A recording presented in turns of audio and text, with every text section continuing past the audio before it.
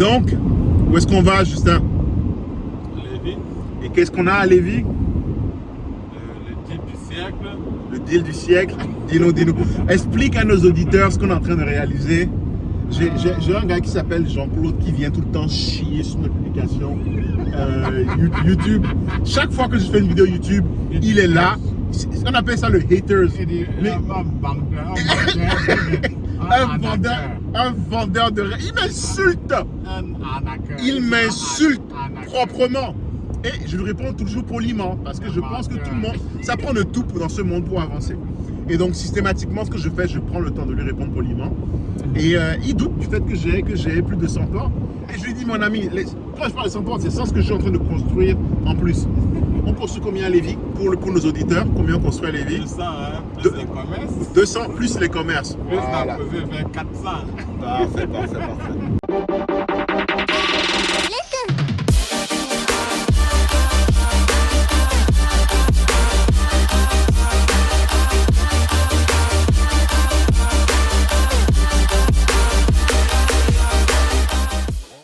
Donc là, on est en train de travailler. On va aller sur le chantier directement voir un peu à quoi ça ressemble.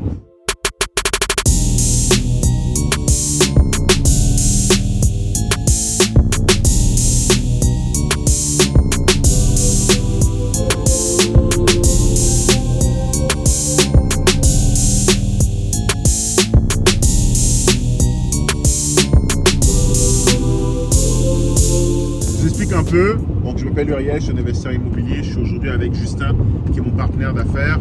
On a fait l'acquisition d'un terrain de combien de pieds carrés? 120 000 pieds carrés en plein cœur de Lévis, sur le boulevard Guillaume Couture. Le tramway doit passer par là. Et ce qui est cool avec ce terrain, c'est qu'il n'y a aucune limite en termes de nombre d'unités qu'on peut construire. Et la seule limitation, c'est le nombre de parkings, mais ça, on sait faire plusieurs niveaux de parking en sous-sol. Et ce qui est aussi cool avec ce terrain, c'est qu'on a levé 2 millions. On a payé entièrement le terrain à 1,5 million. 2 millions entièrement à travers des investisseurs qualifiés. Donc il y a une personne qui a mis 600, une personne qui a mis 400, des gens qui ont mis 200, des gens qui ont mis 100. Et c'est tous des gens comme vous et moi. Et la plupart de ces personnes-là, et c'est pour ça que j'insiste sur ma philosophie d'investissement, c'est des gens qui ont refinancé un condo, une maison, un duplex qu'ils avaient acheté il y a quelques années. Le point que je veux amener, c'est combien de temps ça leur aurait pris pour économiser cet argent-là. Facilement une dizaine d'années. Mais la réalité, quand on rentre dans l'immobilier par la bonne porte d'entrée, quand on rentre à travers le résidentiel, on va chercher de l'équité, on crée de l'appréciation avec le temps à travers la résidence principale, c'est qu'on est en mesure de générer du cash qu'on peut utiliser derrière pour investir. Soit dans vos propres deals à travers, par exemple, l'achat du locatif, ou à travers, par exemple, l'investissement dans mes projets ou des projets d'autres personnes, comme c'est le cas à Lévis. Donc, l'histoire du deal de Lévis, c'est quelqu'un qui avait d'abord acheté, donc je vous fais un peu l'histoire, quelqu'un qui avait acheté le terrain, il avait fait une offre d'achat à 900 000, et il n'y a pas cru jusqu'au bout, il n'a pas cru dans la possibilité d'amener le projet jusqu'au bout. Justin l'a récupéré à 1,7 je pense. 1,7. Puis 1,7, on a négocié de belles conditions. Après, Justin m'a approché, on a commencé à ce moment qu'on s'est connus, on a commencé à discuter, on a vu qu'on avait beaucoup de valeurs en commun, qu'on avait beaucoup de points en commun en termes de valeurs, d'objectifs et ce qu'on veut réaliser aussi en termes de projet. Et du coup, je l'ai rejoint, on a monté le projet ensemble, j'ai levé le reste des fonds, donc au total, on a levé 2 millions pour ce projet-là. Et aujourd'hui, on est en phase de pré-développement, donc terrain entièrement payé. On travaille avec les architectes pour sortir les plans d'architectes. On a reçu nos soumissions de tous nos différents fournisseurs pas plus tard que lundi. Ouais, ce matin, vendredi et ce matin. Et donc là, l'idée maintenant, c'est de choisir un architecte, les différents ingénieurs électriques, mécaniques, plomberie, tout ce qui va avec. De finaliser transformer ce qu'on appelle un concept architectural en programme architectural. Donc c'est vraiment faire tout ce qu'on a à faire pour faire la demande de permis et ensuite soumettre la demande de permis. Et ce qui est vraiment intéressant aussi avec il y en a qui prennent les virages rapidement, hein.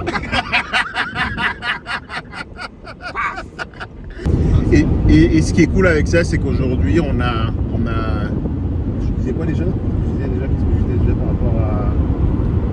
On a recruté des ingénieurs. Donc on est en train de faire le recrutement des différentes ressources. Et l'état d'après, c'est de monter le financement. On a validé le concept en termes financiers, on est bon. On va pouvoir avoir 5000 pieds carrés de commercial. À ça va s'ajouter 13 000 pieds de commercial. À ça va s'ajouter 200 unités. Actuellement, on a 180. L'idée, c'est de le doubler. On vous fera une autre vidéo si vous expliquer comment est-ce qu'on est en mesure de doubler le nombre d'unités qu'on peut créer sur le même terrain. Et écoutez, c'est un projet assez intéressant. On a des consultants chevronnés qui travaillent avec nous. On a une équipe de feu, beaucoup de gens impliqués.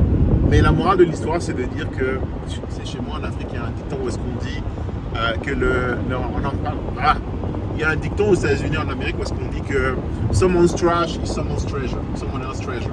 En gros, la merde, ce qu'une personne trouve qui est de la merde, c'est le trésor de quelqu'un d'autre. Cette personne-là n'a pas voulu, qui nous a vendu la promesse d'achat, elle n'a pas voulu aller jusqu'au bout parce qu'elle ne croyait pas dans le projet ou elle n'avait peut-être pas la capacité de lever autant de fonds. Et nous, on l'a fait.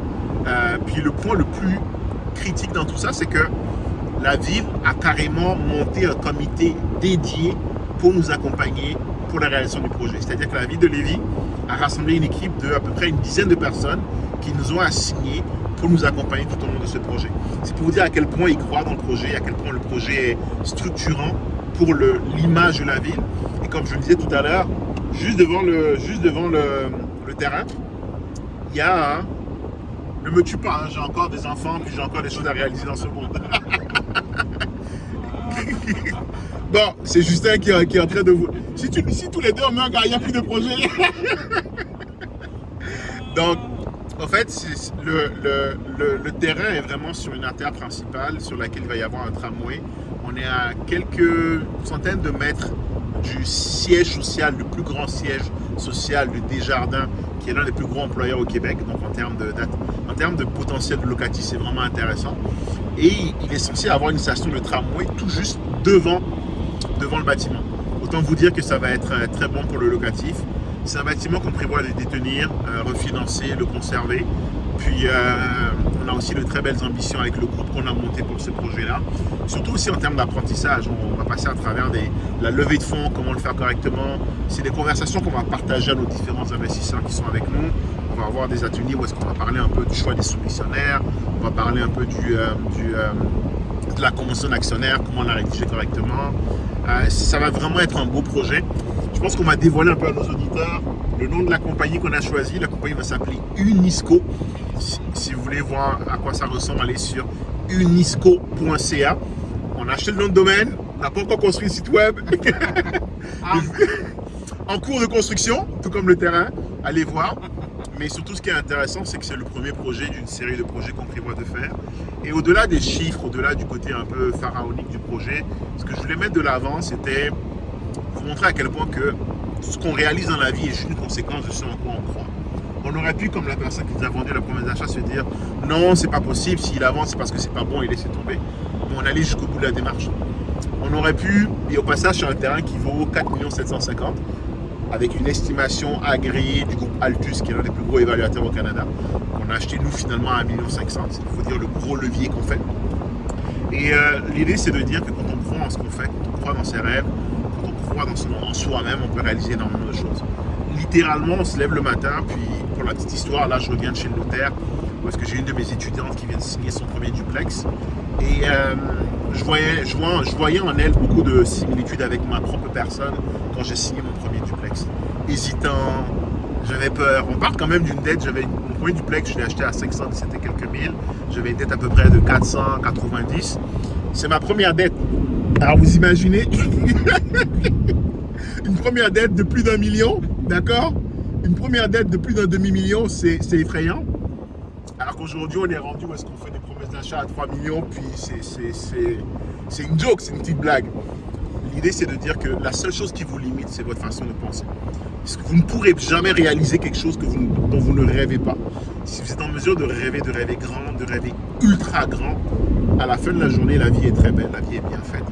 Les étapes vont se poser au fur et à mesure devant vous. Et ce qui est important dans la vie, c'est jamais trop de se demander comment vous allez arriver à faire quelque chose, mais ça passe souvent par le qui. Donc, si vous devez par exemple construire un pont, ne commencez pas à vous dire mais comment je vais faire, ou je dois prendre ceci. Non. Qui peut m'aider à bâtir ce pont-là? Parce que c'est la façon la plus rapide de trouver. On peut rapidement être overwhelmed quand on se pose la question de comment, alors que dès qu'on se pose la question de qui, et surtout quand on sait pourquoi on le fait aussi, parce que le pourquoi est important pour garder la drive, continuer à avancer quand c'est difficile, parce que je vous le dis tout de suite, il n'y a rien de facile dans la vie. Vous savez, si vous suivez mes vidéos, je ne suis pas de ceux qui vous parleront de faire 1 million en 10 jours. Non, non. Ça se fait. Ça se fait. Mais ce n'est pas ce que je vous vendrai parce que je ne conçois pas la vie comme ça. Je pense qu'on crée ses propres opportunités, puis il y a des étapes. Et par contre, si vous êtes en mesure de rêver grand et que vous vous posez toujours la question de qui, vous allez trouver les gens autour de vous qui peuvent vous permettre d'atteindre ces objectifs-là. Donc, c'est vraiment ça la morale de l'histoire. Croyez dans vos rêves, suivez vos passions, continuez à vous éduquer. On parlait tout à l'heure avec Justin de l'importance de l'éducation parce que quand on regarde un peu les grands empires, leur déclin ou leur croissance, leur ascendance vers des sommets, c'est toujours un peu l'un des éléments de base qui permet à un empire de s'élever et de devenir puissant, c'est l'éducation. C'est la capacité à avoir de la connaissance, à créer de l'innovation. Ce qui a fait que l'Empire britannique était très fort, c'est parce que justement ils avaient une force navale qui était très développée, qui venait du fait qu'ils avaient des ingénieurs qui ont bâti des bateaux qui étaient rapides et qui étaient plutôt aussi capables aussi de descendre des flottes beaucoup plus grandes que les leurs, parce qu'ils avaient une maniabilité très accrue. Je rentre dans les détails techniques, mais c'est vraiment de dire que l'éducation, l'innovation, la connaissance, c'est des choses qui vont forcément vous faire avancer et vous faire défoncer des plafonds de verre. Donc, vous arrivez tout à l'heure sur le terrain, je vous montrerai des petites vidéos. J'ai pas mon drone, c'est dommage, sinon j'aurais ramené mon drone, on aurait fait des vues d'en haut. C'est un super beau terrain. Bon, on a toujours pour ambition de racheter tous les voisins. Ça va se faire étape par étape, mais on parle aujourd'hui, je vous parle en toute humilité de ma première transaction que j'ai faite en 2016, où j'ai acheté un duplex à Montréal, à aujourd'hui une transaction de 1 million 500, 1 million 700 en plus, qu'on a renégocié après 1,5 million, avec une valeur projetée de 60 millions. Et encore une fois, si j'avais commencé à me dire comment je vais faire pour réaliser un projet de 60 millions, je n'y serais jamais arrivé. Par contre, quand j'ai commencé à me dire qui, puis pour la petite histoire, nous on s'est rencontrés dans un groupe de coaching. On a pris du coaching, on a beau être des coachs, on continue constamment de se former. On s'est rencontrés dans un groupe de coaching, donc je me suis dit qui. Et dans ce groupe de coaching, on a rencontré d'autres personnes, on s'est rencontrés et on a commencé à travailler ensemble. Donc c'est vraiment ça la morale de l'histoire, d'être toujours en mesure d'apprendre des autres, de s'entourer. Dans le même mentor dit souvent proximity is power, or power is proximity. Ce qui va faire la différence, c'est rarement your network is your net worth. Ce qui vous rend vraiment riche, c'est les personnes que vous pouvez appeler on the spot en disant hey, j'ai ça, est-ce que tu peux m'aider à débloquer? Et j'aime souvent prendre l'analogie d'un gars qui disait qu'il avait acheté une Bugatti Chiron à 5 millions. Et il dit écoute, c'est une belle voiture, ça accélère très bien, mais à la fin de la journée, une Bugatti Chiron, c'est une voiture comme une autre. Mais la raison pour laquelle il l'a acheté, c'est parce que grâce à cette voiture-là, il est invité aux événements de Bugatti dans lesquels il rencontre des gens qui ont des Bugatti Chiron. Donc des gens qui ont la capacité de payer une voiture à 5 millions. Imaginez un peu quand vous êtes dans un cercle de gens, des investisseurs, des entrepreneurs qui ont les moyens de payer une voiture à 5 millions. La qualité des gens que vous avez autour de vous et le genre de portes que ces gens-là peuvent vous ouvrir. T'imagines un peu? Donc par an, je dépense à peu près une centaine de mille en formation, en accompagnement, en coaching, en réseautage, parce que je crois beaucoup dans le fait que ce n'est pas tant ce que vous savez qui va vous servir, qui va vous permettre de vous élever, c'est le point de départ, mais surtout la vraie ascension et la vraie explosion, c'est qui vous connaissez. Alors, ayez du plaisir à être dans des cercles où est-ce que vous rencontrez d'autres personnes. Ayez du plaisir à être dans des cercles où est-ce que vous n'êtes pas le plus intelligent. On dit souvent, si vous êtes le plus intelligent dans la pièce, change de groupe. D'accord? Si vous êtes le moins intelligent, il y a un inconfort qui vient avec ça, mais c'est très bien. C'est cet inconfort qui va vous pousser à aller de l'avant et à vous dépasser. Donc, c'était un petit mot, Justin, pour mes viewers sur YouTube. Allez vous former. Thank you, brother. C'est le nerf de la guerre. C'est le nerf de la guerre. Si vous voulez en savoir plus, regardez dans la description. Vous aurez accès à mes programmes de formation. Et sinon, je vous dis à une prochaine vidéo. Important, pensez bien à vous abonner à ma chaîne. Je vais sortir souvent du contenu comme ça. L'idée avec moi, avec cette chaîne, c'est de vous inspirer, vous partager ma réalité, mes joies, mes challenges, mais ultimement vous permettre de réaliser que c'est possible. Parce que la raison pour laquelle vous vous mettez dans les groupes comme ça, où est-ce qu'il y a des gens qui font plus que vous, c'est pour pouvoir vous dire, hey, s'il fait, ça veut dire que c'est possible. Et c'est la seule chose dont vous avez besoin, la réalisation du fait que c'est possible. Après ça, votre cerveau va faire le travail qui reste. Du coup, je vous dis à une prochaine pour une prochaine vidéo. Salut. On est ici sur le boulevard Guillaume Couture. Ouais, c'est tout le terrain. Tout le terrain.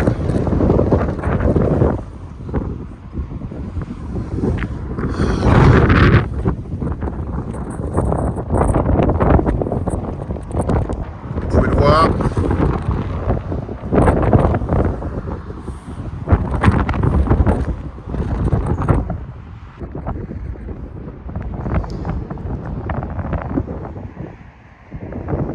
C'est la garderie, on a aussi essayé de l'acheter. Bref.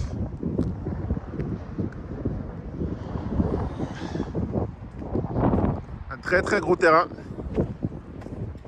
En fait, ce qui est extraordinaire ici, c'est le fait qu'initialement, il y avait un certain zonage. Le zonage, c'est ce que la ville autorise en termes de construction. Puis ensuite, la ville a décidé de le changer. Justement, ce qu'on appelle une plus grande densité. Pour densifier le secteur. Parce que le boulevard Guillaume Couture, comme je l'ai peut-être dit, il va y avoir un tramway. Donc elle veut que ce terrain serve vraiment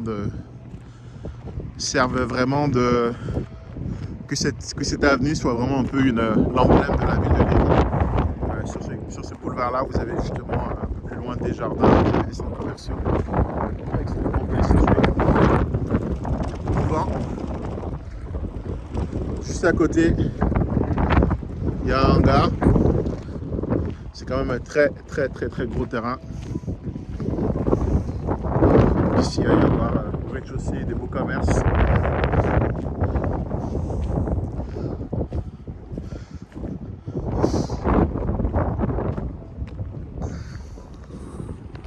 Vous pouvez le voir.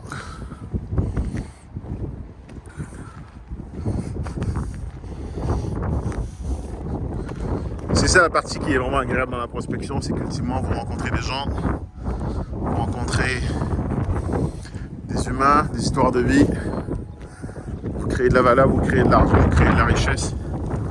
Ça a l'air de rien, mais là on est sur un terrain qui a l'air de rien du tout aujourd'hui, qui va accueillir des familles, qui va accueillir des commerces, qui va être un milieu de vie. Là il y a des poteaux hydro qu'on va faire déplacer pour justement pouvoir instaurer le bâtiment. C'est un terrain qui est en je dirais pas en L, en T, un peu en croix. On arrive sur